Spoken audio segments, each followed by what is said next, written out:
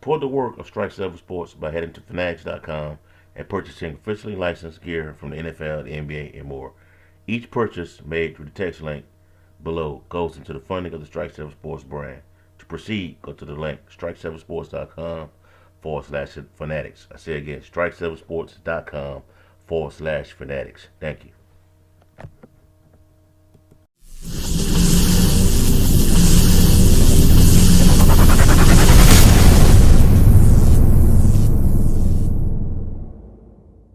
Yo, what's up? This is your boy Derek Branch here with Strike7Sports.com. This is another episode of Strike 7 Sports Podcast. I am joined by my co-hosts, Brian Botta and Leon Seaberry. So real quick, we're going to jump right into it.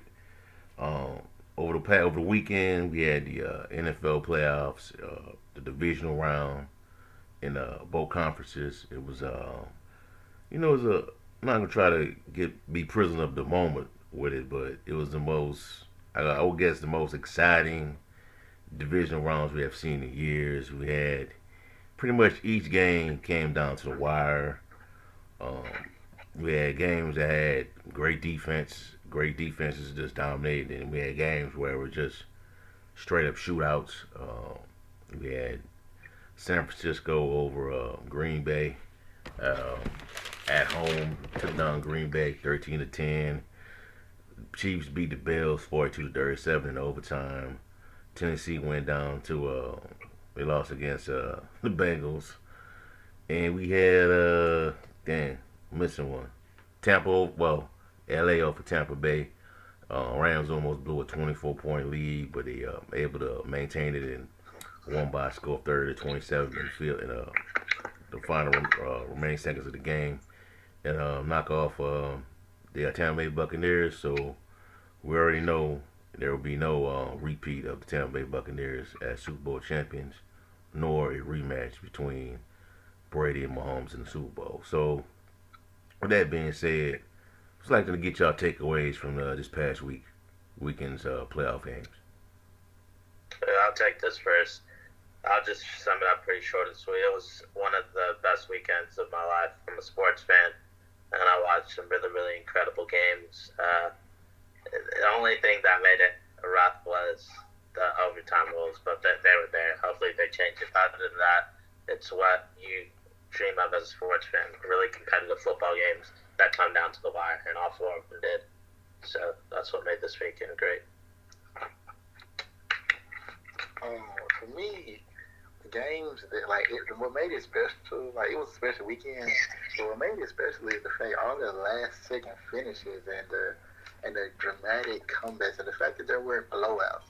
And the fact that even though we saw obviously both number one seeds go down, it's a fact. It just showed a lot. It opened people's lives up. That there's more parity in the NFL than people think.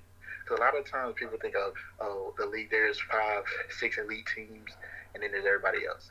And yeah, we have some elite teams, but it showed me that anybody can be beaten. Really, a lot of people thought favored the Packers to win, and they got taken down by a team that really is on their level, but not a lot of people give them a chance. And so it just shows me that anybody can be beaten, and like they say, it's any given Sunday or Saturday. So it just shows that the parity in the NFL is way more wide, and it's more parity in the NFL than people give the credit for. Okay, that's what's up. All right, so as for me, I'll just say this, man. It was my biggest takeaway from the playoffs was this, man. And I think I said it on Twitter the other day. I'm just gonna reiterate what I said. These playoffs, more in particular, Buffalo and Kansas City, shows you how important it is to have that franchise quarterback. Plain and simple, you gotta have that guy. Now, I would say in the NFC, I think you can get away with it to a certain extent. You have a little more older QBs. You got guys like Aaron Rodgers, Tom Brady, Russell Wilson, Dak, Mahomes. Well, not Mahomes.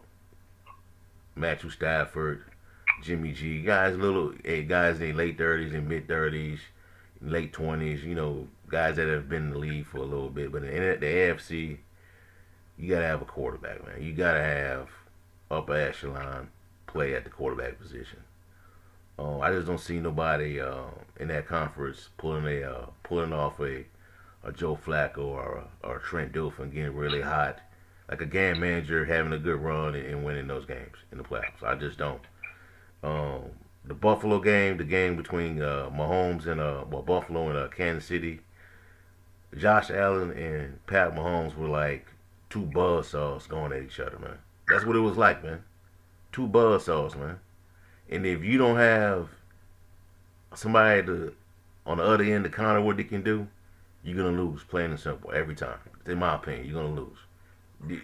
Patrick Mahomes shredded the NFL's number one ranked defense, according to the stats. Buffalo had the number one ranked defense, and he just like just went through it like it was nothing.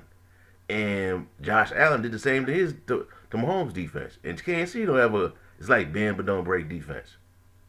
So like guys like Ryan Tannehill, I don't know if you can like go up against Mahomes or Josh Allen. I don't even know what Mac Jones. I don't like that's what I was saying about Mac Jones. I don't like Belichick's gonna have to spend money to put talent around this guy because I don't think he can do what Brady did with C-level players and win football games. I just don't think he can do that. So there you have it. You got any other additional thoughts? Yeah, I agree with you on the fact that you do need that elite guy. You need that quarterback that's gonna like put your team over the top because if you don't have that guy, then they're gonna take advantage of that. And it makes a difference in late game situations. I was looking at the stat, and I think when like it was a stat that talked about Patrick Mahomes' record in games where he's been like at one point he was had less than 5% chance of winning. I think the rest of the NFL is like 1 in 28 since 2017 or 16. I think he's 3-1, and so that shows you that when you have that guy that can make plays for you late in games, and you're never out of a game. Because even when the Chiefs were down with 13 seconds left, there were people who were making wagers on them to come back and win, which they did. And so it kind of like that shows you they're a one-strike offense. And I feel like the Bills got complacent, and they thought that, okay, the game's over with, which a lot of people got the game's over with. But it just shows you that when you have that Mahomes, you have that, even in a loss, you have that Brady. Because Brady got, even though the fumbling helped him out, but Brady got them back in that game. Brady, Stafford, you need that elite level quarterback that's going to put you over the top. You're not going to win with average unless you supplement average with great, which we'll get into in a minute. Obviously with Garoppolo, he may be that exceptional where you say he's not average, but he's not great, but he has a lot of good supporting cast with him that helps him out. So you prefer to have that one guy, but if you don't have that one guy, he needs to at least have a really good supporting cast, and that's what Garoppolo, Jimmy G has, so you can work around his weaknesses and limitations. Can you say, Brian? I agree with everything else y'all said. Okay. Yeah, but speaking of buzzsaws, look at Joe Burrow, man. They sacked this dude 9 times. You were supposed to lose that game. They sacked this guy 9 times. He still threw for over 348 yards. Like on another really good defense. So y'all up. Like, bro, you gotta have that guy, man. That's why I say I think you probably can't move on from Tannehill because of the cap hit, but I think you need to start looking at drafting a quarterback just to put him on notice.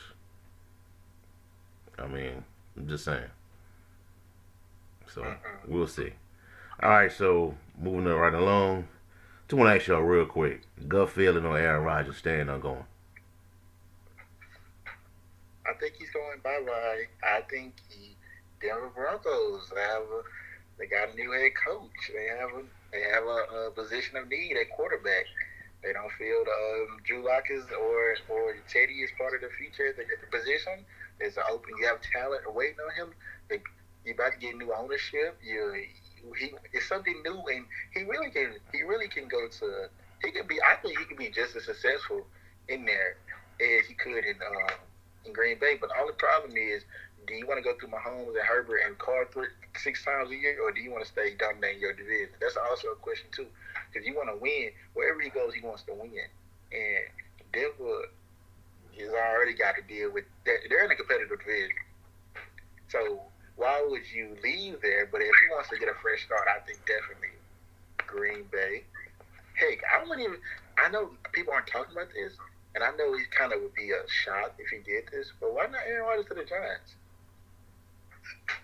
Could you see it? Like, I mean, in terms of they have the talent. The Giants have talent. They just never stay healthy. But could you see that? Who's the coach? Flores? The owner just came out and said they're not trading for Deshaun Watson. He did say that. So Yeah, unless if something crazy happens, then I just don't see how them doing that. I could see them bringing a veteran quarterback to push Daniel Jones, but that's about it. But yeah, I see Aaron Rodgers going off to greener pastures.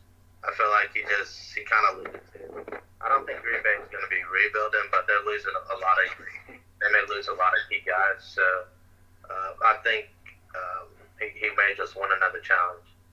I'd like to see him in Denver. I'd like to see him in Pittsburgh. If the Titans can somehow get him, I'd love to see that. Probably not going to happen for that. We'll see. You never know. So we'll see. But I believe he wants a new challenge. All right. So I see it like this, man. I think if he wants another Super Bowl, I think he's staying Green Bay for his own good. Here's why. Who's the threat? If Brady retires, let's say Brady retires, those rumors are true. Let's say they're true and he retires. Who's the threat? Who's the threat? San Francisco with Trey Lance? Seattle? They don't know who they are. Kyler Murray? Arizona? Come on. Dude, look at his division. Minnesota don't have a coach.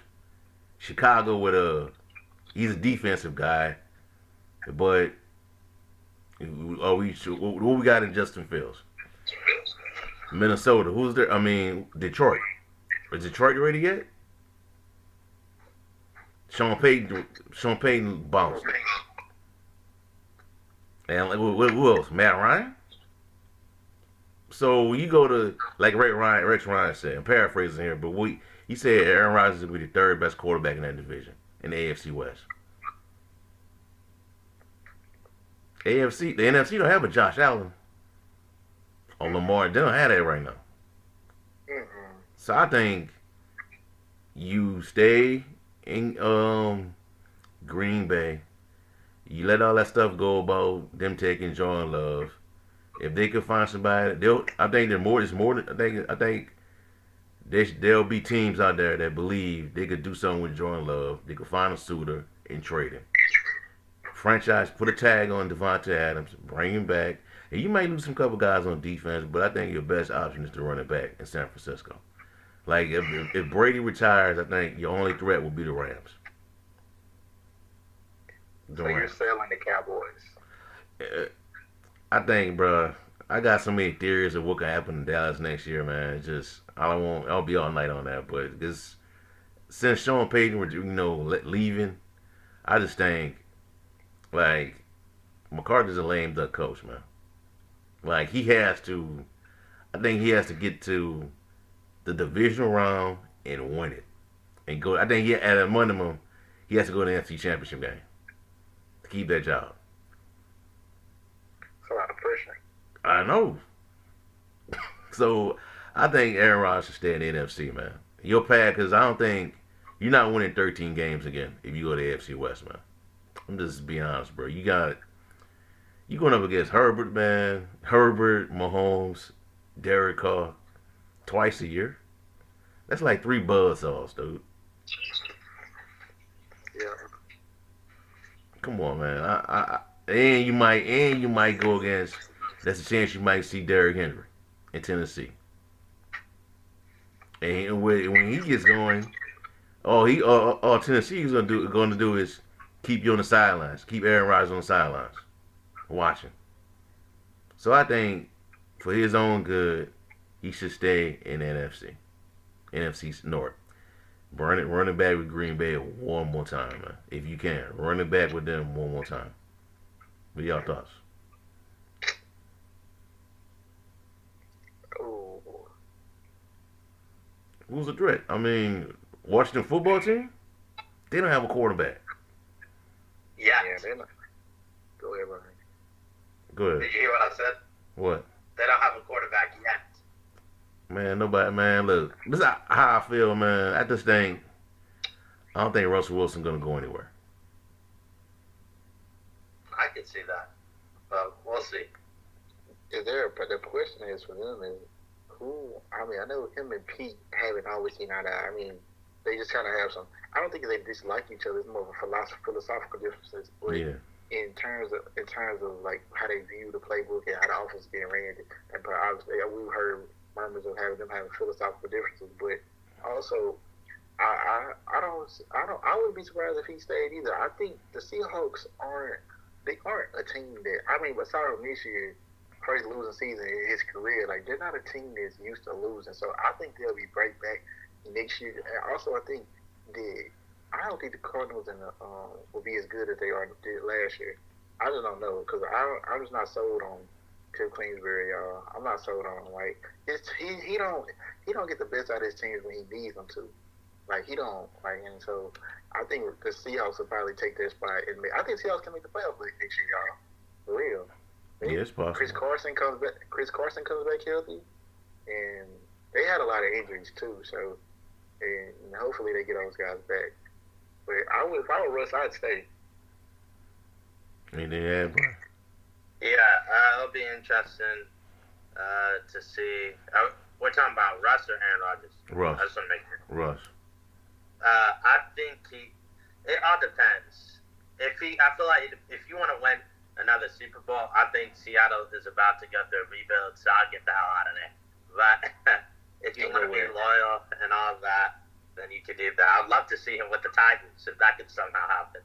You know what would be nice though? Russ with the Steelers, man. That'd be nice. I was just thinking that.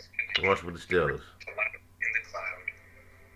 So, Learn more about advanced environmental solutions today. yeah, I was trying to get mine. All right, man. All right, yeah, man. I think he'll be straight with the Steelers, man. But like I said, like I've been telling y'all, the wife, she got to say in it. So we'll see how that play out. So we'll see. All right, anyways, man. What up? I know you wouldn't mind. I know you wouldn't mind Russ with the Saints. But y'all in salary cap purgatory. So man, I wouldn't. That cap stuff, man. I don't even try to explain it to nobody because they don't listen. I mean, we've been doing this for years, man. Like the old cap mess, but that stuff is probably off the tables now, man. I think if Dennis Allen gets the job, I think he's gonna draft a quarterback. I'm just saying. Please don't give him the job. Please don't give him the job, bro.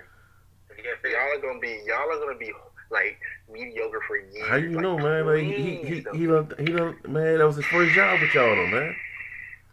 Bro, he can't coach a team. He can coach a defense. He can't coach a team. Bro, that was his first job, though, man. Belichick sucked at his first job.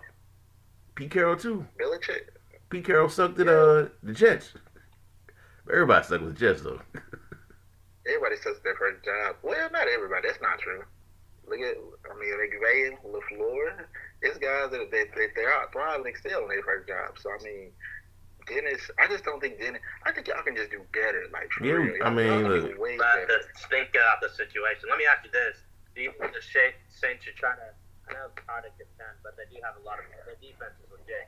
Do you think they should try to a quarterback away? You can't hear me? Yeah, I can't hear you. What's up? Can you hear me? Yeah, I hear you now. You hear? Oh, okay.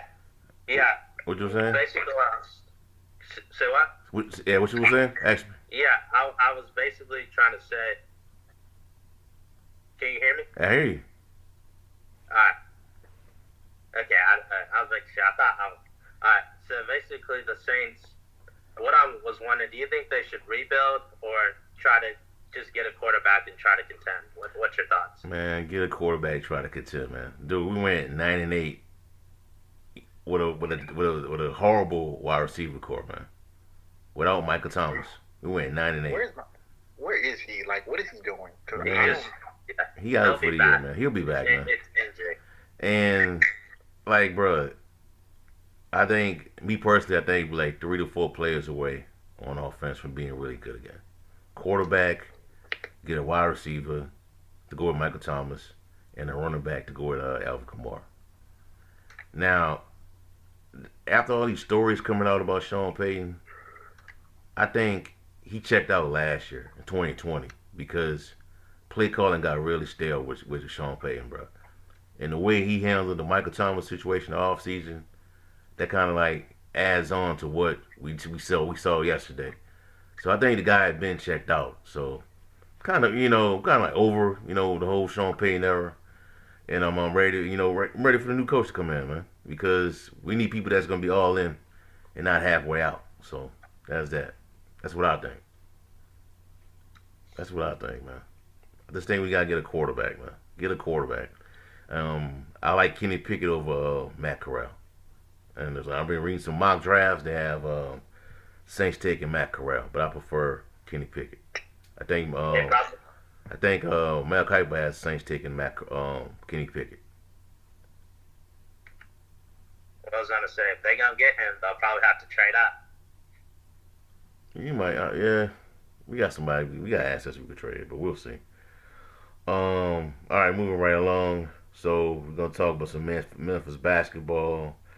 We didn't meet up. We didn't.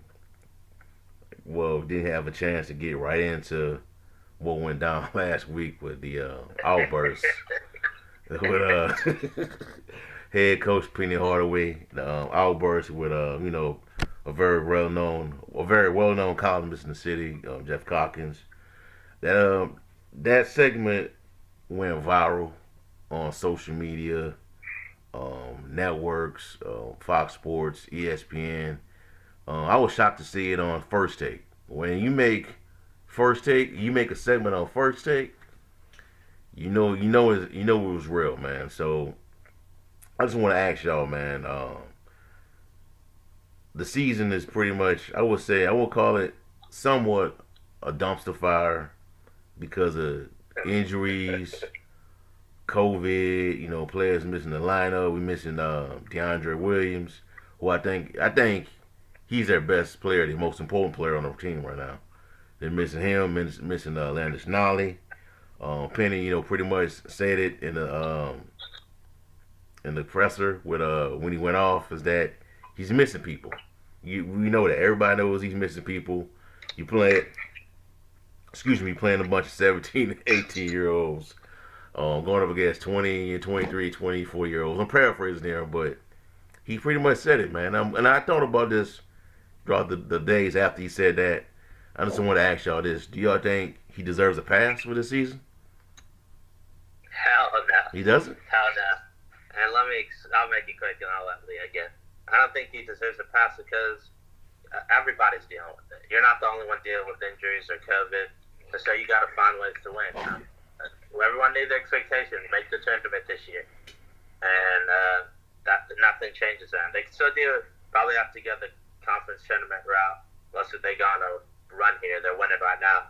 I'm watching the game up by almost 20 points.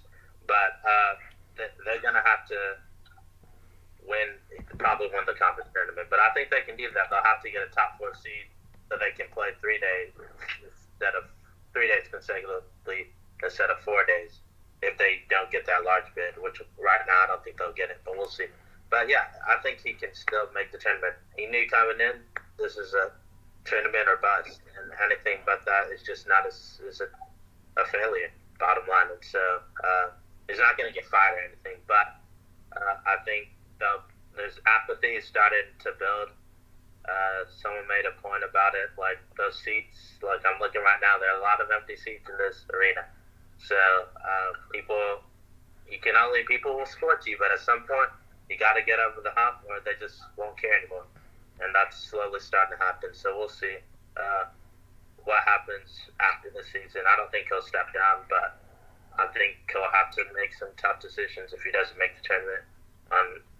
But again, he's probably not going to be fired because his bias is too much. So he's in good shape in terms of that.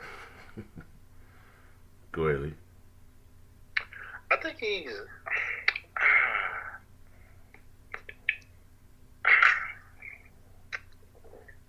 I don't know what to say about this team, y'all. I'm sorry.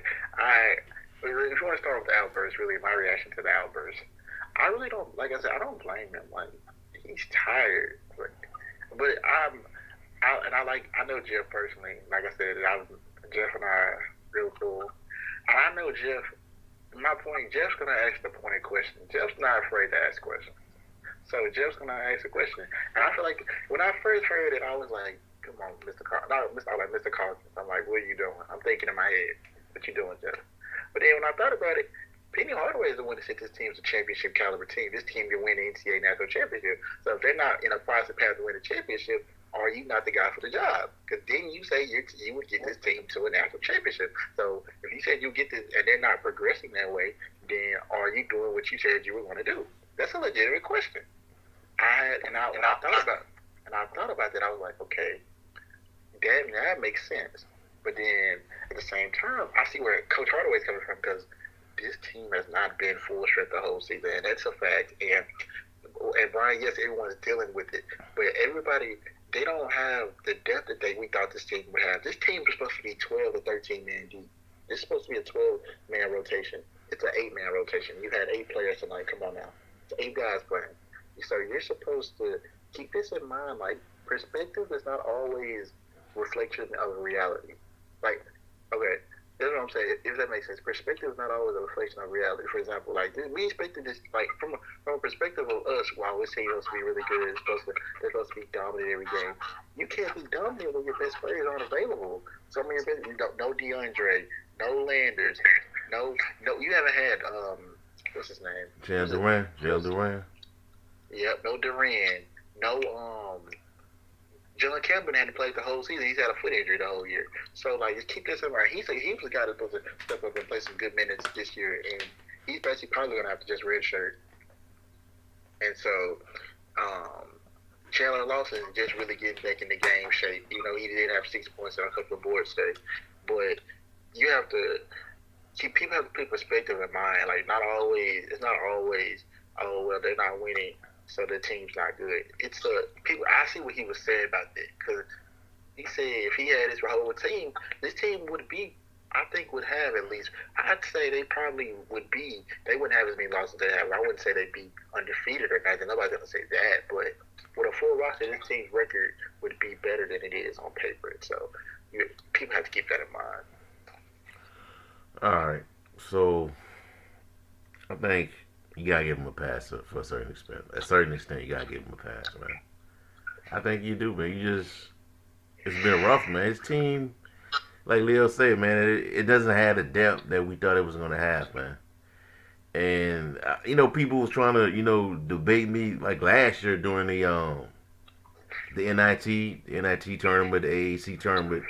Was trying to debate me on in one of the Facebook groups with Memphis, that I told him that DeAndre Williams was the alpha of the team, and I felt like he was the best player. And they was trying to say, nah, it ain't DeAndre, man. It's Boogie. It's this person. Like, nah, bro, it's DeAndre Williams. I see the energy that this dude provides to this team, bro. And when he's not there, bro, I see the drop off, man. The drop off in talent, drop off in motivation, all that stuff, man. But I think, man, he just, he's frustrated, man. And that's what happens when you're frustrated. You got people, writing articles about you. I know I call these people out because I see the articles come across my timeline on Twitter, man. I see them in the Facebook groups. I see them on my timeline about these articles. They write about them. It is what it is. It comes with the territory, unfortunately. If Penny was winning games and all that, he could pretty much pump the media. I'm saying he can own the media, man. But it's not going that way right now, and he just got to battle through it, man. But in that same token, I think his B team, his B and C team is still better than some of these teams in the AAC, man. You barely beat let me look at the schedule, man. Who that was they played Tulsa this Sunday. You struggled. You was blowing out Tulsa. And they got to within 2 and almost beat you. You should have won that game. And you didn't have your best players. You could have won that game. You had an issue you struggled with. You was beating East Carolina. They come from behind to beat you at the last minute. The game where you went off at, it is what it is with that. We just had a bad night. It happens. But you just gotta, man. I think if they could just string off like 5 to 6 straight wins, man, I think they be in good position for the tournament. They just gotta win some games and show some consistency, man. That's what I think they gotta do. They just gotta win games, keep winning. They're to beat Cincinnati, man. It's proven they could beat Cincinnati despite the threes they was putting up in that game on Sunday. They can beat these teams, man, with the talent they have. It's proven. But I think if you don't make the tournament this year, I think he deserves a pass, man. You know, COVID, injuries, you know, to your roster, your best players, inexperience at certain positions. I think you should give him a pass, man. I think he will be back next year. That's what I think. Let me go real quick and I'll let you go. You can give him a pass, but like Gary Parrish, he was saying something about it. Come on, man. I just want to say, he was saying like he would bring him back. A lot of people say bring him back, but year 5 is a must. You better make the tournament and show progress, or we will have to move forward. Like he said, that's what he feel like would be best if he was the AD, if he was in charge of things. And I know he's not. Man, I trust his opinion. But the thing is, all right, bro. some people are talking about is that we may have a ban next year. So if we have a ban, we may have a ban next year. Okay. A postseason ban because of this IRP. And so if that happens, you'll probably give him another year. And so I feel like more than likely, he probably will never be fired. I feel like either he'll step down or they just won't renew his contract. They'll just let it run out. But I'm telling you, apathy will start checking in, and he'll have to start thinking about if he wants to do this long term. But we'll see. But look, again, you gotta make the turn. I thought Jeff's question was fair. I thought I think the part that triggered him was the embarrassing part. But it's just the only thing I didn't like about his answer was like when he was like, he asked him, "Do you think he can get the job done?" Then he's like, "At Memphis?" Like it felt kind of. I feel like he's kind of entitled, and I'm not saying he doesn't deserve it. He's arguably the king of the city, or Memphis' son, however you want to look at it. But I mean, at some point, you got to get results, or you're irreplaceable. And the reason why I say I feel like he can be replaced. Look, just hear me out. It's because the AD and president never hired him. They have no ties to him. And so at some point, you got to start getting results. And if you don't get results, I believe they'll ultimately get rid of you. Like Georgetown, obviously the contract situation is different, but I'll be shocked if Patrick Ewing is coaching next year. I really will. Now, obviously, I'm saying with that job, he could be in the NBA as an assistant, but because they just aren't relevant, and I know it's a little different there than here, but the Big East is they're just getting out coached and outplayed almost every single night, and so I'll be shocked if he comes back. So basically, to round it up, Penny's gonna at some point have to make the tournament, have to evolve more as a coach, get a better staff.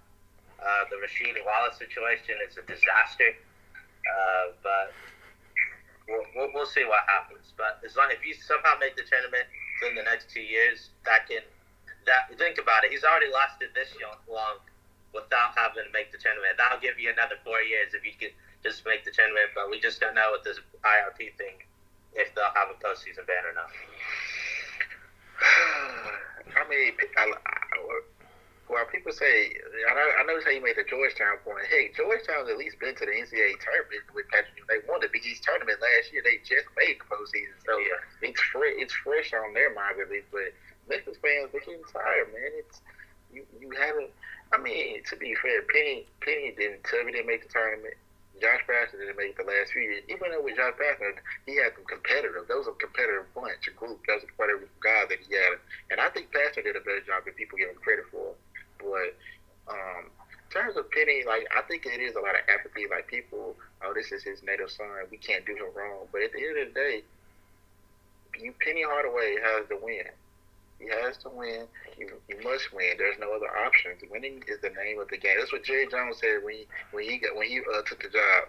When he became the owner, his first interview, he said, "Winning is the name of the game. We must win. We will win." And that has to be that mentality for Memphis now. They can't be going into games where they get out coached. Like there are some games this year that they should have won. They just got coaching makes a difference. I used to not think that when I was watching basketball as a younger fan, I used to think it's all players, but you really have to have a good coach. You have to have a good coach, somebody that's good with X's and O's, somebody that's good communicator. And I don't know, Coach Hardaway is the guy, that X's and O's guy. He's a great communicator, but I just don't know really if he's the guy that, I don't know, can uplift a guy, bunch of young guys. He can get you there. He can get the young talent there, of course, but I don't know if he's the one that can get them over the top. People were talking about like potential replacements. I hope he doesn't get through. I hope he doesn't leave or nothing. I hope he gets his shit right. But I would look at somebody on his staff, Coach Toppert. I think Cody Toppert is a rising. People aren't talking about him. That guy's a rising star. He will be a Division I head coach. He's coached at the G League, coached at the pro ranks already, and I think that's going to be a guy that makes his way. If Coach Hardaway steps down soon, if I'm Memphis, I'm giving Toppert a good chance to get that job because I feel like he's a guy that I would want to keep around in terms of being a head coach. Yeah, I have two things. One, I'm not going to name who I want, but when the time comes, I have a few top options for this job. But, but we'll wait and see. We'll give Penny, he's still the coach, so I'll do that out of respect for him. But what I was going to say, let me ask you two questions. Some of the fans that don't want to replace him, do you think, one, they just don't, because he's Penny, they want to give him as much leeway as possible? Or two, do you think if someone replaces him, they fear that person can not only do better, but maybe bring Memphis back to their glory days? And also, do you think, when I say consistently making the tournament, and maybe making it Sweet 16, Elite Eight, Final Four, and do you think Memphis should not hire a coach maybe because they're afraid he may leave? Do you think that's a good logic, or just hire the best coach? The fans, the ones who defend him, man, I just think that just fandom, right? That just fandom, The guy, I see a lot of the posts online just kind of like defending him, saying that y'all know basketball, y'all need to just if y'all know so much, why aren't y'all coaching? That just, if you know basketball, you know basketball, man. You know X's and O's, you know X's and O's. You know what's going on. You don't have to be a coach or somebody that played to actually know what's going on with the team. There might be, I think it's just some that are just kind of like afraid of somebody else coming in and doing really good and possibly getting offered a job somewhere else. That's what I think. You want to answer? Did you hear my question, Leah? I did not, Brian. All right. So basically what I was asking is, if Penny do you think some fans don't want him to leave because he's the king of Memphis and all that? And also, do you think some people just don't want him, they're afraid that a new coach may do better, the coaches that replaces him? And to be fair, he inherited an awful situation, so he's done. Can you hear me? You can't hear me? Alright, I don't know what's wrong with this. Alright. Okay, so basically what I'm trying to say, do you think Memphis should be afraid to hire a new coach because some fans may think that coach may do better? And not just that, do you think that coach, they shouldn't hire a coach who they're afraid may leave, or they should just hire the best coach possible? What? Are you out of your mind? You hired the best candidate possible, man. I don't give a rat's about what he used to, about if he's going to leave. If I hired this guy, I want him to do the best job. What are you talking? Even if this coach leaves, it makes his job more attractive for the next guy. That's exactly what I was saying.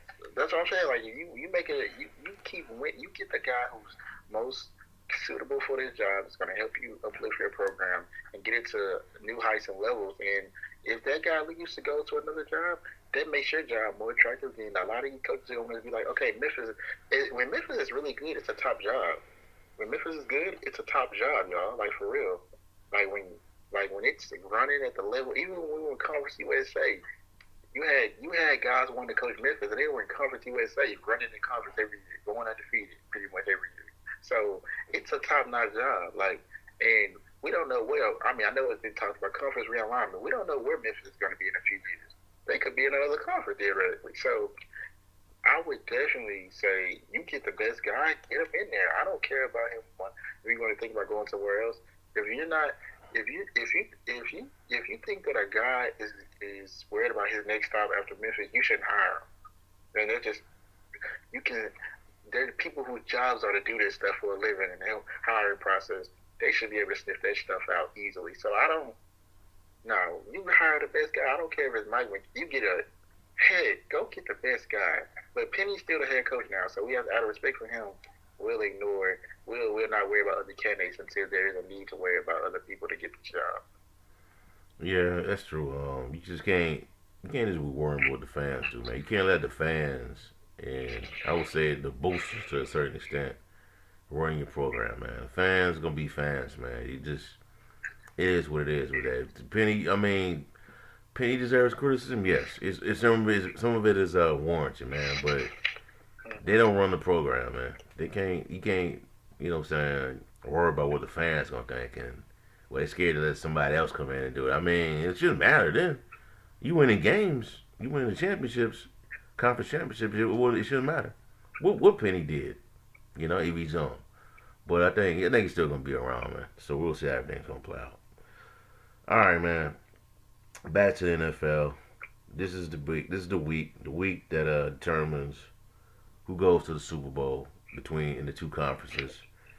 In the AFC, we got Cincinnati and the Buffalo, the Kansas City Chiefs. In the AFC. In NFC, we got the LA Rams and San Francisco 49ers back in the conference championship game. So we got the NFC West pretty much playing each other for a right to go to the Super Bowl. Kind of remind me of the SEC. You know what I'm saying? And we got in the AFC we got the Bengals and the Kansas City Chiefs. The Bengals hasn't been in this spot in a long time. I was like a little kid pretty much when he was in this situation before. That was a long time ago. I think Boomer Esiason was the quarterback. If y'all know who Boomer Esiason is, he was a legit quarterback. Bengals had some good talent on that team, man. Almost took down San Francisco that Super Bowl, but you know I'm showing my age. It's been a long time since the Bengals have been really this good, man. When I was watching football, like really started to pay attention to it, they had Chad Johnson, Carson Palmer, the back name is Corey Dillon. TJ Houshmandzadeh. Yeah, TJ Houshmandzadeh, AJ Green, Andy Dalton. They couldn't even get past with that roster. They couldn't even get past the wild card round. I thought that was a top 5 roster when they had them guys around, Marvin Lewis. They couldn't even get past the wild card round. But this guy come in and get sacked 9 times and go to the AFC Championship. But anyways, man, I'm not asking y'all for y'all predictions or anything like that. But I'm gonna ask y'all like, what is a game changer in like both matchups? Like, you leave a game changer, player to watch, an X factor in like both games. What are y'all looking for in this matchup? These matchups. For me, okay. Well, let's start with that Bengals matchup. The X factor for me is gonna be TJ Uzoma. I feel that obviously Jamar Chase and T. Higgins are going to be those main guys that Burrow goes to. I feel like Uzoma is going to be that kind of that change-up guy that's really going to set the tone. I feel like the Chiefs are going to have a game plan for Chase and Higgins, as most teams do, in terms of trying to stop them. So I feel like Uzoma is going to have a really breakout game. I feel like he's going to make a few underneath catches that really impacts his game, and I feel like that he's going to be that, like I said, they're the fastballs. You got Higgins and Chase are their fastball. And I feel like your blanket guy, your changeup is a Uzoma. So I feel like he's going to be that impact piece for the Bengals. As for that Niners Rams game, it's going to be the Rams offensive line. I feel they're going against a top 5 front 7 in the league. You're going to have to Bosa, Warner, all those guys. They're going to come full speed. The Rams have a really good O line, but AJ Whitworth, I think they played without Whitworth last week. Yeah, they did. If I'm not mistaken. They did. And they're expected to get him back this week, if I'm not mistaken. And even though he's still top notch. Even though he's 40, he's still top notch tackle. But that's going to be two big forces. You're going to have Eric Armstead. You're going to have Bosa, Nick Bosa. All those guys going up against a great O line. So there's going to be those matchups right there. Whoever wins the line of scrimmage in that game is going to win this game. They're just the facts there. And while a lot of people want to talk about Garoppolo, but I feel like the line of scrimmage is going to decide this game. That game, in my opinion. Go ahead, bro. Yeah. That guy, it's another offensive weapon, but he didn't have I think he had a catch, but he didn't have a touchdown. I think he's really a key piece for the Bengals. Tyler Boyd, he's a really good receiver. And I think Jamar Chase, the defense will try to do everything to stop him, and T. Higgins will get a few. But I think Tyler Boyd needs to have a big game against the Chiefs. And then for the Chiefs, it's going to be not the position you would probably think about the most, but I'm going to go with their kicker, Harrison Butker. He missed one. I think he missed one kick, and they were able to find a way to win. But I think he's going to be key, especially if it's a close game and they need a kick. He was able to make that one to send it into overtime. But the kicker, I think, has to make his kicks. For the game at night, the Rams versus the 49ers, Jimmy G is the number one thing for the guy that has to play well for the 49ers to win. And look, I look at it this way. You may not win it, you just can't lose it. And so he's had a lot of turnover or plays that could potentially be turnovers. The defense just didn't make it pay. The Rams' defense is pretty solid. And then X factor for the Rams, I look at the entire Rams defense. They got to play better than they played against the 49ers the last week. Obviously, we know Matt Stafford, as long as he doesn't turn the ball over, he'll be good. But the Rams defense, to me, if they win the game, if they can shut down the run and force Jimmy Garoppolo to beat you throwing the ball, and I believe they can do that. And like the Rams, I'm going to try to write an article about them soon. This is their window. They got to win it now. They got that Super Bowl at home. They're trying to be the first team to host a Super Bowl or host a conference championship, then a Super Bowl. So the Rams, they can't miss this opportunity. They got to take advantage of it, and I believe I'm picking them to win. Okay. My baby. Yeah, before you get into yours, because I'm really interested to see which I know you have probably something that we probably ain't even thought about. But really, another thing for me, y'all, is going to be for the Bengals is going to be time of possession. Like I know that you're playing against Mahomes, and that kind of really doesn't matter because he can do any. They feel like they can do any. There is no play that can't be ran with them, and like they feel like they're never out of a game. But your time of possession is going to be key. Like they're gonna have to make sure that every time they touch the ball, they're doing productive. Like you can't go backwards against this team. Like that O line for the Bengals is one against a very improved defense for the Chiefs since week 6, actually a top 5 defense in the league. And if you look at like pass rush and things of that nature, looking at like statistics, they're in top 5 and a lot of statistics have gotten better. It's just the middle part of this over like the middle part of the season. So Bengals are gonna have to make sure Joe Burrow can't get sacked 9 times. They're not winning. They're not. And their O-line is going to be important, and also time of possession. They did a great job there when they beat them in Week 17. That was a great job with time of possession. But I don't know if they can repeat that because now it's going to be an Arrowhead. But that's going to be another thing that I want to highlight. Yeah, so the way I see it, watching this game, Bengals and Chiefs, to me, I think it's going to be about which defense can make the most stops, man, to me. And something to point out with the Bengals, the defense did a pretty good job against Derrick Henry and the Titans. They did a good job against the Raiders. Let's say this thing becomes a defensive battle compared to what we saw in the regular season with Cincinnati and Kansas City when they played up in Cincinnati at their stadium, and the Bengals are able to, I would say, take away Tyreek Hill and Kelsey. I would say like slow them down because you don't see the plays they use. They don't. The Chiefs they're using Tyreek Hill in a different way now. They're not throwing it. They're not. He's not beating nobody over the top anymore. You know what I'm saying? And how the Chiefs are gonna respond? What would they employ? What kind of tactics would they employ if if Cincinnati's able to slow down Kelsey and Hill?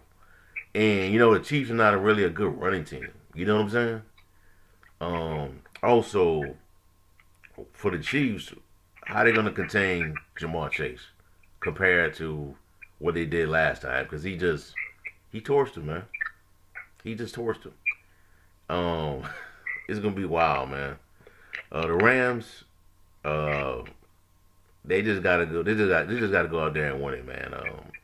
I don't know if y'all noticed this with the Rams, but the game in the last game with San Francisco, the game against Arizona in the playoffs, and the game against Tampa. Sean McVay's play calling. He's kind of, I don't know, for whatever reason, he's just gotten a little uptight with the play calling. I know he had the guys fumble, Cam Akers fumble, um, what his name is? Cup, he fumbled. Go ahead, what you guys say? Yeah, I was saying two fumbles from Akers. Yeah, two fumbles from Akers.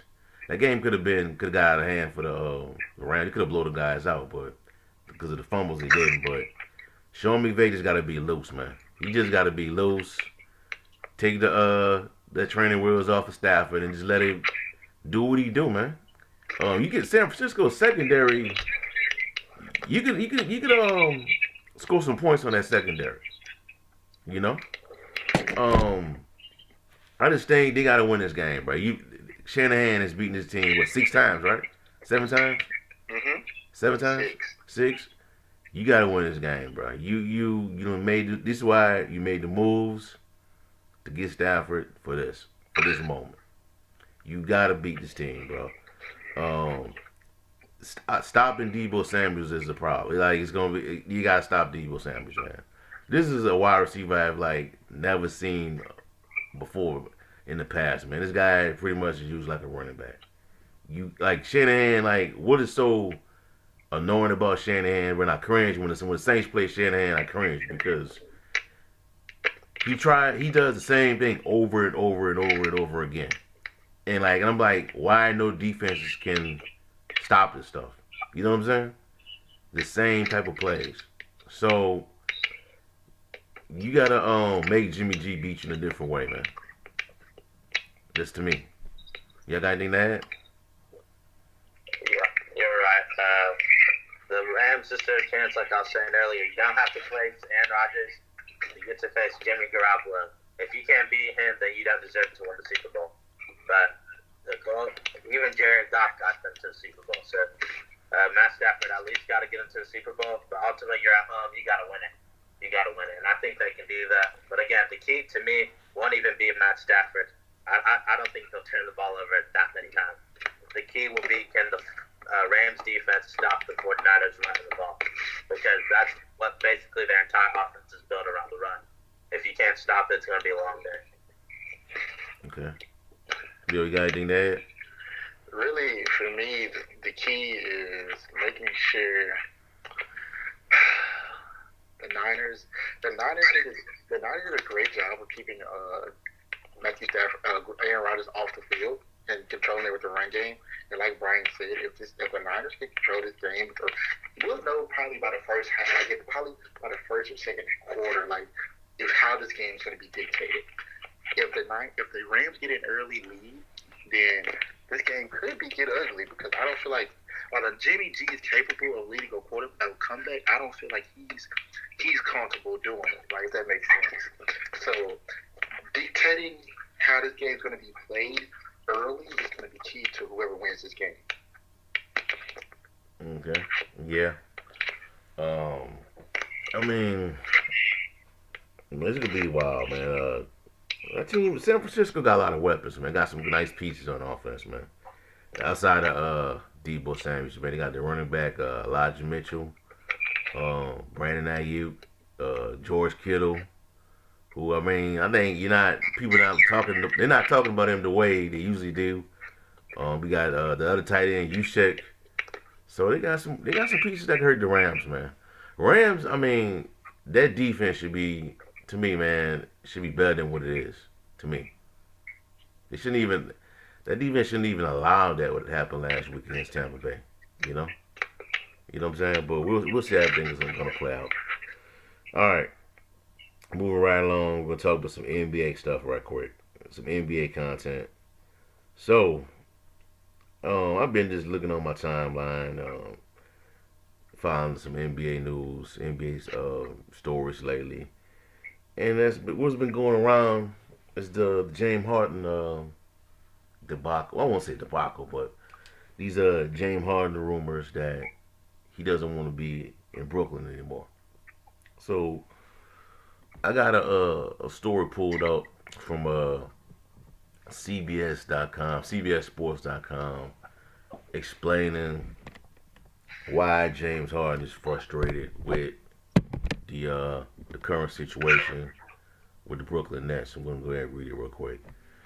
The short end, it Brooklyn Nets fell to the Los Angeles Lakers on Tuesday night, 109-96, continuing a disappointing stretch for the expected Eastern Conference powerhouse. They have now lost their last two games and are 69 over the last 15 contests, which has them in third place in the East. Following the loss, James Harden admitted he was frustrated by how things are going, but denied reports that he's looking to leave Brooklyn. Quote, I don't know about any reports, Harden said. Of course I'm frustrated, but we're not healthy, and there's a lot of inconsistencies for whatever reasons, injuries, COVID, whatever you want to call it. But yeah, it's frustrating. I think everyone in this organization is frustrated because we're better than what our record is, and we should be on the way up. That's all it is, Harden continued. I don't know anything about any reports. If you don't hear it from me, I don't talk to nobody. I have an agent. If you don't hear from me, then it's reports. So I'm frustrated because I want to win and I'm a competitor. It's pretty simple, end quote. On Tuesday, prior to the next matchup with the Lakers, a report from Jake Fisher of Bleacher Report indicated Harden does not enjoy living in Brooklyn. In part because of the weather and higher taxes, bro. Wow. And higher taxes, and is not pleased with Kyrie Irving's part-time player setup. Perhaps most notably, Harden is apparently intrigued by the idea of teaming up with Joel Embiid on the Philadelphia 76ers. All right, so let's read a little more of it. Some of those frustrations might melt away if the team starts winning again, and our own Sam Quinn detailed why it would be extremely difficult for the Sixers to pull off a deal for Harden. But even if there is no imminent move in place, it's certainly worth taking note of Harden's reported discontent. He's passed on the extension the Nets offered him this offseason, and could become an unrestricted free agent this summer if he declines his player option for the 2022-2023 season. All right, so that's that story. So I got something from some footage from Kendrick Perkins. I'm assuming that they gave Swagoo Marcus Spears a podcast. As he should. Yeah. On this episode, he's talking with Kendrick Perkins about this situation. I guess apparently Perkins has some insight on what's going on, so I'm going to play it for y'all real quick. About this trade situation with Daryl Morris saying they're willing to wait till the offseason. See, let me tell you what's going on. See, Daryl Morris. You spilling the tea. I like when you spill the tea. I like when you spill the tea. Let me tell you what's going on. I know I be on the back door. I waited for this. I wasn't dropping this on no other show. This was getting out. Yeah. Yes, sir. Here it is. James Harden, Cap. Okay? If people could come and say that's Cap, this ain't Cap, and I don't, this is real life. James Harden, Cap, is delivering to Daryl Morey and the Philadelphia 76ers that he has serious interest in being in Philly next season. As he should. as he should. Because what happened was, and look, this ain't taking rocket scientists to see all this transpire. I want you to hear me out on this, Swag. Go ahead and tell me your thoughts. All right. Before the season, the Brooklyn Nets were supposed to sign KD, Kyrie, and Harden to contract extensions.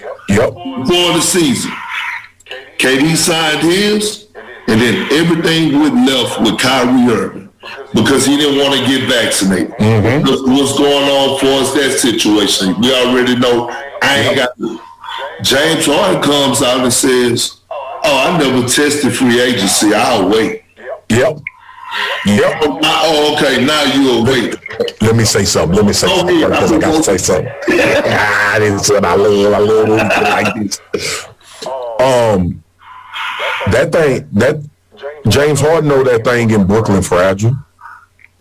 That's fragile, bro. That's a fragile situation. And what James Harden is saying to himself is, I'm gonna come here, but this still gonna be KD championship. Right? Like as good as he is, and as much it's still gonna be KD's team and KD's championship. If he goes and plays with Joel Embiid, that'll be for the sake of trying to make an example. That'll be Kobe and Shaq. It'll be that type of reverence for both of those guys if they deliver the championship to Philadelphia. Right? I look at Brooklyn and I'm gonna get back to you. I look at Brooklyn and I say to myself, because of Kyrie, and I'm not just talking about vaccination, because of Kyrie irrationality sometimes, and KD will, wherever KD go, it's going to be KD's show. And I'm thinking about James Harden, and if you make it a business decision and a basketball decision and a legacy decision, Philly might be the best place for him.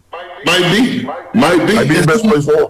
But everything that you said, I knew it was something about everything, how you came on here. All right, man. All right, so there you have it. I'm not going to play the whole thing. Just want to get that piece out to y'all. I want to ask y'all, man, just about these rumors, these reports. I want to pose this question to y'all. How long will James Harden remain in Brooklyn, in BK? That's a good question. I feel like I'm going to put something out there. I feel like he'll stay if either Kyrie gets a vaccine or they trade him for another piece. That's what I think will get him to stay, because keep thinking Kyrie isn't all the way in. Me and KD are all the way in. The front office is all the way in, but Kyrie isn't all the way in on winning the championship. So if this continues, I may go to Philly. It'll probably have to be a sign and trade unless Philly can clear out more cap space and then they can sign him outright. And he may want to reunite with Daryl Morey. They were in Houston together, and they may feel like Daryl Morey definitely feels like, and James Harden may feel like they have unfinished business.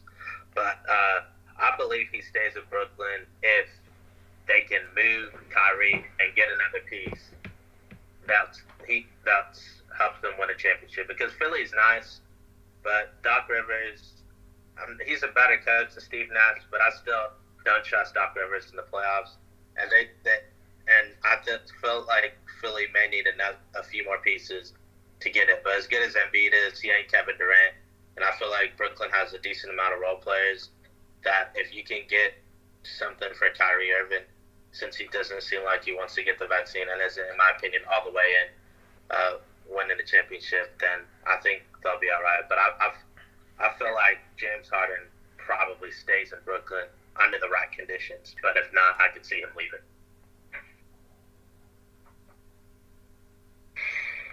Man, I don't think he's too much for Brooklyn, man. I don't know. James isn't happy. To be fair, James hasn't been healthy pretty much the whole year, but he's at least gotten back to the form that he normally at. So I think that he's a guy that if I'm Brooklyn, I would want to keep James Harden. I really want to keep him, because them KD at full strength. And Kyrie's not getting the vaccine, right? Like we can stop saying y'all can stop saying it because he's not getting it. My goodness. So you might as well just if James probably will have to demand a trade. Probably James would have to if he goes to management and says I want Kyrie out of here or I'm not staying. I think they make that move. Because I think they would rather have availability is the best ability. So at least James is available every game. So I think they make that move and they try to go get that next guy. Hey, if they go get Ben Simmons, I think it'd be a great move. If they even go to get, I know this would be a very it'd be a difficult move to do because of space, cap space, and all this. So you have to keep this in mind. This isn't MLB where you just go get the best guys.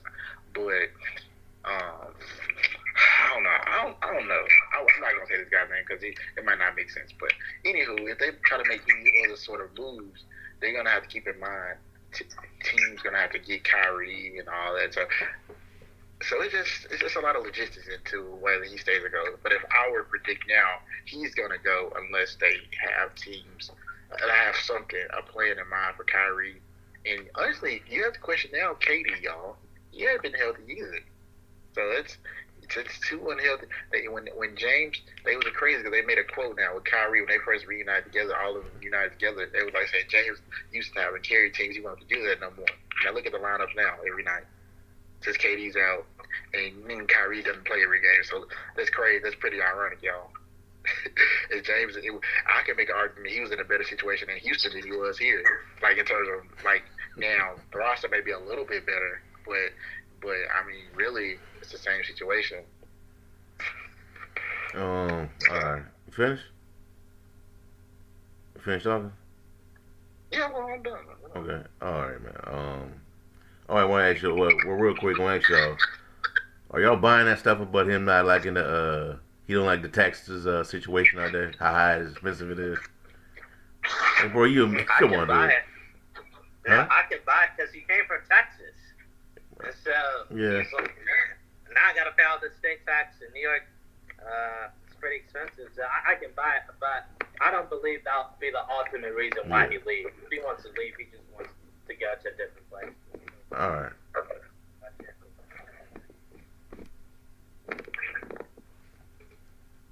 Can you hear me? Yeah, I hear you. Say it again. Speak up. Yeah. I feel like if he leaves, he'll just go somewhere where he can ultimately win a title. Where he feels like he has a better chance to win the title. That's why he's leaving. All right, man. But I see it as, I think like y'all said, if those demands are not met, I think he's out of there, man. I think the stuff is coming out from his agent, from his camp. All that stuff that was written in that story came from his agent, man. The stuff just don't get leaked just to be leaking it. Like as journalists, as reporters, us, we just don't put stuff out there just to put stuff out there. Anybody that calls themselves a reporter, a journalist, a beat writer, somebody that works for CBS, we just don't put things out there just to be putting it out there. You know what I'm saying? Just to get clicks. That stuff came from his agent, man. And I think James Harden could be out of it. If things don't get better in Brooklyn, he's out of there, man. And I think even if they move Kyrie, he's out of there. He could be out of there to go to play with Joel Embiid. Man, I just watched that game tonight with LA and Philadelphia, and I was thinking, like, you know what? That stuff might happen, man. That might be the finishing touch for Philly to get a championship. You know what I'm saying? Hey, one more thing I thought of. He could also try to, like, when I was thinking, it's kind of like when Kawhi got traded to the Raptors. There's a chance he could stay, but we all knew he was probably going to leave. Yeah. When you get traded, sometimes you stay, but you didn't choose your destination. Your destination got chosen for you. So if he becomes a free agent, but that's where he wanted to go, though. Say what? He wanted to go there. No, but he got traded. What I'm saying is he didn't choose it. He got traded there. But he wanted to go there, though. Not necessarily. Yeah, he did. He wanted to go there. All right, let's put it this way. If another team gave Houston a better offer, they would have traded him there, is what I'm trying to say. So Houston, they did the deal, but they did it because it was best for them, not best for him. But the point I'm trying to make is a sleeper team that I can see him going to, but it'll probably have to be a sign and trade, is the Clippers. Because I don't see him going to the Lakers, but I could see him go to the Clippers. He's from California. It would probably have to be a sign and trade between him and Paul George or Kawhi, but more than likely Paul George. So I could see that happening. So that's something that I just thought of that could be interesting. But we'll see what he does. But again, I feel like he stays under the right conditions. If the right conditions aren't there, then I think he'll leave. I know this is kind of a different topic, but I wanted to ask y'all, do y'all think the NFL should change their overtime rules? And if they do, we'll talk about that different, man. Man, no, because you stop somebody. Defense, Buffalo had number one defense. Stop somebody. You can't have them guys playing forever, man. They got a game next week. You can't have them guys playing forever, man. I know. We'll talk about it next. Yeah, we'll talk about it next. We'll talk about another different day. But let me ask y'all this, man, on the hard stuff. This is a two-part question. So let's just say this happened, right? Hypotheticals. Let's say James Harden wants out. They move Kyrie because they're just tired of it because of the COVID stuff. What does KD do? Well, he'll probably stay unless if they really want to trade him. You're saying if he they signed a deal. Yeah, but we can move that anyway though. Yeah, but if they trade Kyrie for a star, and they'll probably get something back for James Harden if it's a sign and trade, then maybe not something big, but something. It'll be some few pieces.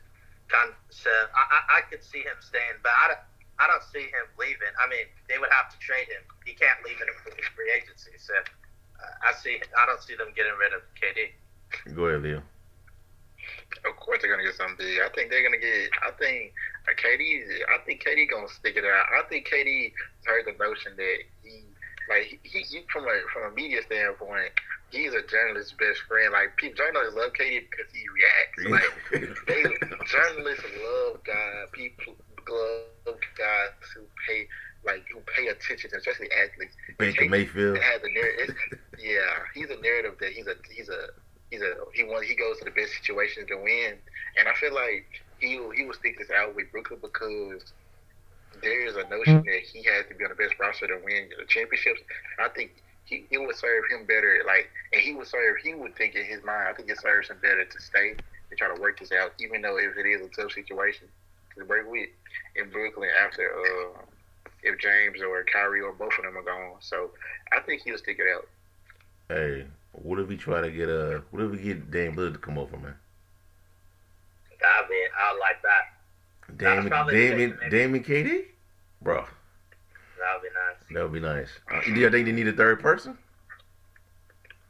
If you get the right role players, not necessarily, but it would be nice to get you know what? If I'm Brooklyn, let me hot take, right? It's probably a hot take. Y'all probably say it's a hot take, but if I'm Brooklyn, I'll just say, hey, look, give me Dame and CJ McCollum. That's my big three. How are you gonna? They ain't gonna do that. But give me both of them. They don't have that. The only way they could probably get Damian is if Kyrie is involved in that. That's the only way, in my opinion. Kyrie, man, is crazy. Kyrie. I like Kyrie too, man. But hey, that's his choice, man. But I mean, look, man. KD got himself in the situation, man. I think I'm gonna keep saying this too, man. I just think you left a great situation, man. You left a great situation in Golden State, man. This is like Jerry Jones firing Jimmy Johnson, bro. At the Cowboys' peak, you fired this dude. You got rid of this dude because you couldn't get along. So that's how I see it. You got anything to add? I was gonna say the reason why he wants it because everyone said the only reason why he won a title is because he hopped on the Warriors bandwagon. So he wanted to go somewhere and be the man and bring Brooklyn their first title. So he should have went across the street, man. Say what? He should have went down the street, man. No, he shouldn't have. Yeah, he did, man. That was should have happened, man. He should have. He did the right thing. The Knicks were dysfunctional, and also I'm not sure if y'all have heard this story, but some people said that what's his name didn't want to give him the max. Dolan didn't want to give him the max. Dolan's an idiot. Yeah, I don't know. We'll see, but the Knicks could also be a possibility for Damian Lillard because they need a point guard too. But that's another story for another day. But my point is, KD left and he wanted to prove that he could be the man, and not the foundation was already built in Golden State. He's building something, trying to build something in Brooklyn, and so that's why I don't see him leaving unless if for some crazy reason they decide to rebuild. Then I can see that, but I don't think Brooklyn's going to do that anytime soon. They're all in a winning a championship. You got any there, Leo? I just feel, I agree with everything y'all saying. I just feel like they're gonna Brooklyn. They invest a lot of money in this team, so this is a win now for that team. KD not getting any younger. He's 33 years old. They're gonna do everything they can to surround with the best talent they can in terms of winning the championship. This isn't no calling for nobody. I think if Kyrie or James Harden move on via trade or free agency or signing trades, they're gonna try to get the best players with coming in now. I mean, like they might go down to Bradley Beal well again. You never know. Bradley Beal could be available in a deal somewhere. So they're gonna try to go star hunting. If a star leaves, a star guarantee you that a star is coming too. So they're not just gonna be buried. They're not gonna let the cover be buried. Yeah, fair enough. I mean, they're gonna have something. They're gonna have something in plan if this stuff goes haywire, man. They're not gonna let it, just become a dumpster fire, man. I don't see that happening, man. I mean, they might at worst they might let go Steve Kerr. He may be the what do you call it, the fallback guy when somebody gets fired. Nash. You talking about Steve Nash? Yeah, Steve Nash. My bad. The fallback guy. Yeah. Scapegoat. Yeah, the scapegoat. Yeah. So we'll see how everything plays out.